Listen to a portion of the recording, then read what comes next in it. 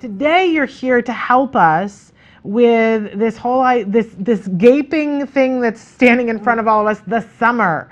And I think everybody's feeling like me, feeling a little bit of panic about, oh my gosh, I don't have this puppy nailed down yet. I don't know everything that we're doing.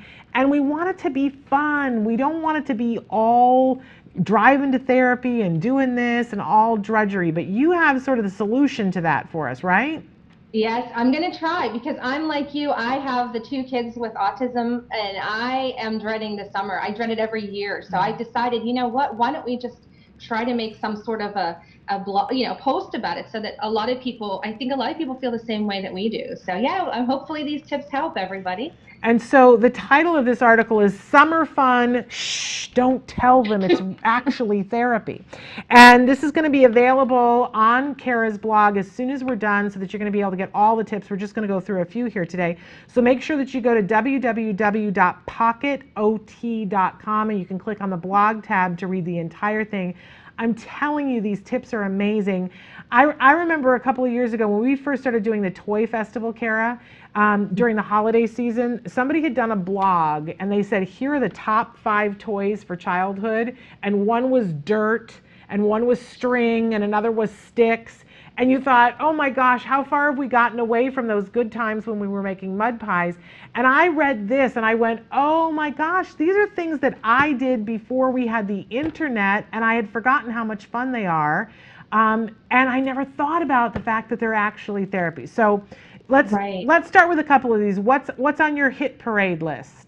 Okay, well, we of course, you know me, I'm going to start with routine. Okay, Okay. so I know that school is wonderful because it gives a routine, but the summer is blank, and I feel like, everyone panics. So, what we need to do is try to maintain as much of a routine as we can. That means looking at the calendar now, because here we are at the precipice of summer.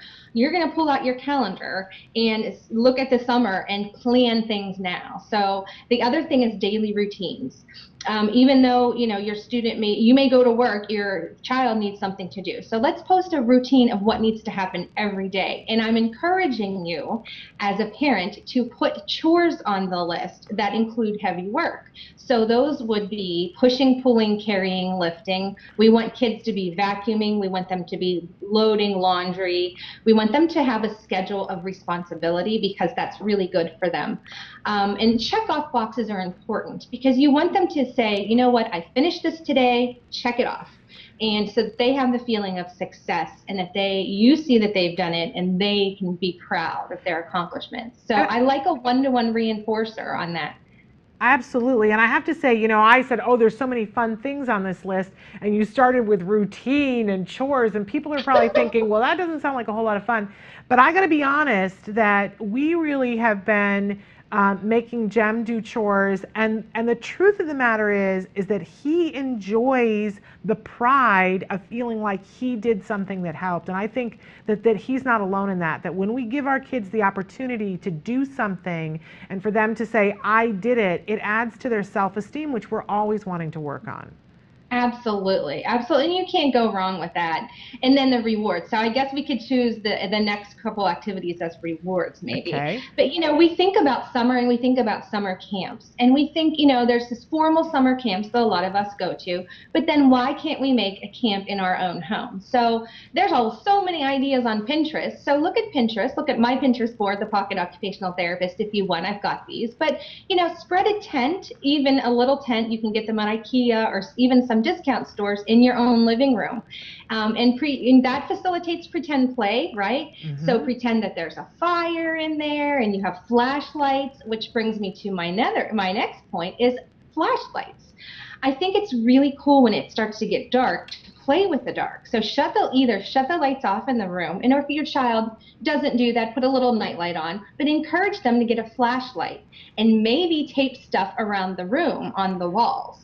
And you can say, let's do a scavenger hunt and try to find as many things in the living room as we lay in our bean bag or in our sleeping bag in our tent, or let's look around the walls or pin things that they can find with that flashlight. And then you can also play with those very cheap light sticks and glow necklaces. You can cut them and dump the glowy stuff out. And you can actually use that to paint with. You can paint with the glowy stuff in the daytime and watch it as the lights get darker, your artwork starts to glow, and that's always fun. That's So that's very cool. I didn't know you could paint with that stuff. you can add it to paints. I've seen it added, water added to it in a jar, and the luminescence of it is really cool. But yeah, you can actually mix it with paints. You can mix it with, seeing people do it in chalk and finger paints, and yeah, it's really a neat substance. Of course, you have to watch, the kids don't ingest it, but Yes. For kids who just like are anything past the else. point of not putting stuff in mouth. I love the whole idea of going on Pinterest. Okay, so I don't know how many we're at because we said we were going to do 5, but so what else for this one? And then we'll take a break.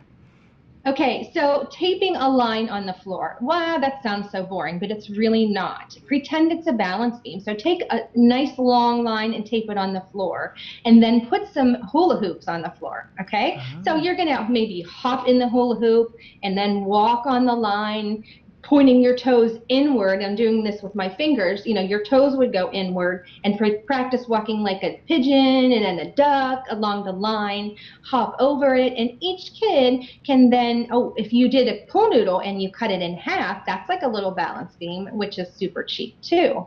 So, there's so many ways to make obstacle courses that are very affordable, and they could be outside in the yard when it's beautiful out, or bring them inside in the basement or the hallway when if it's a bad weather day or evening, or if your child doesn't like sunlight, like a lot of us, our kids don't like the bright light. You can set up an obstacle course relatively cheaply and easily in your home. Wonderful.